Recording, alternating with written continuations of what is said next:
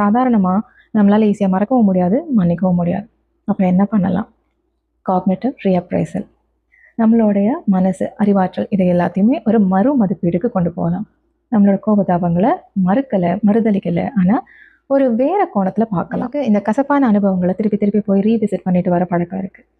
நம்மளால் அந்த பெயினையோ மெமரியோ இரேஸ் பண்ண முடியாது, ஆனால் அதை ரீலேபிள் பண்ணுறதுக்கு முடியும். அந்த காயங்களை ரீவிசிட் பண்ணும்போது அது பெயின் இல்லை, இன்ஃபர்மேஷன்.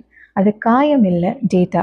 இந்த புரிதலோட, இந்த பார்வையோட பார்க்க தொடங்குங்க. இந்த ஷிஃப்ட் வந்துருச்சுனாலே நம்ம தேக்கி வச்சிருந்த எமோஷன்ஸ், கோபங்கள், வெறுப்புகள் இது எல்லாமே கொஞ்சம் அதனுடைய ஹெவினஸை இழக்கும்.